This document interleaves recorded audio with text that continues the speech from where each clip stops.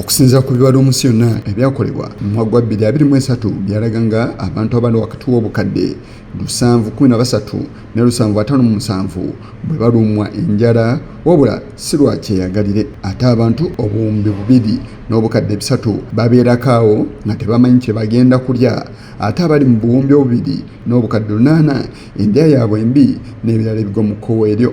Era nga Ssemazinga wa Africa akwata kifo kisooka nga ku bantu abataano omu abatalina kyakulya. Ate ebyalo ebyakolebwa ekibiina ky'ensi yonna eky'obwannakyewa ekya Global Hunger Index, Uganda ekwata kifo kya 15 ku mawanga 127 agalina obusobozi okulondoola enjala mu mawanga gaago, nga bannayuganda ebitundu 36.9 balya bubi ate ku bo ebitundu 25 n'obutundu 4 baana nga bakonziba era abaana ebitundu 4 n'akatundu kamu ku 100 bafa lwa njala. Addressing food and nutrition security is one of the relevant areas to discuss. We still have pockets of malnutrition with about 25% of children under 5 stunted. Better foods means therefore safe, nutritious and affordable diets, vital for health growth, strong immunity and productivity. That one. It's not just about that kukusa only.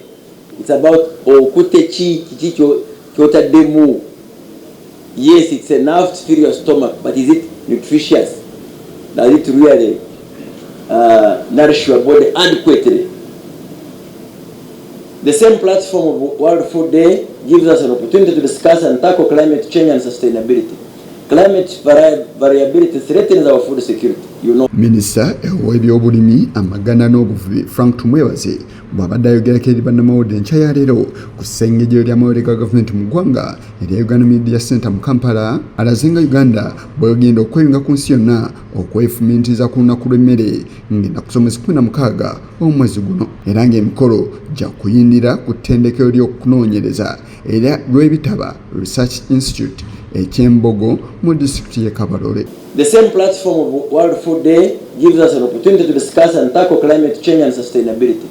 Climate variability threatens our food security. You know that. The theme calls for joint action to promote climate-smart agriculture, drought-tolerant crops, water harvesting, and better land management, safeguarding our environment while ensuring food security. And that's where research becomes key. Promoting peace and stability, hand in hand, underscores unity and peace building through inclusive agricultural development, empowering our youth and women, and reducing rural poverty, recognizing that food insecurity can fuel conflict. So any stability of a country, the first guarantor for peace is food security. Ono akonyeeko ne ku kizibu ky'enjala mu ggwanga nakikyalowooza nti kyekigireese. Twetaaga kulima tufulumye emmere. Nze nga minisita wa agriculture sina kutya kwonna ngwe etterekero ly'emmere ly'ekizibu no. Tulina etterekero lingi ly'abantu buntu n'erya gavumenti weriri. Actually we have stores built by NADS in different districts ezitali properly and fully utilized. Emmere y'okuteekamu tewera bulungi. So ekizibu si terekero lya mmere. The problem is not the storage. To me, the problem is we need to double our efforts to produce. Kulwache emwanyi buli omwe asanyuse. Because abantu bateekamu amaanyi mukulima emwanyi.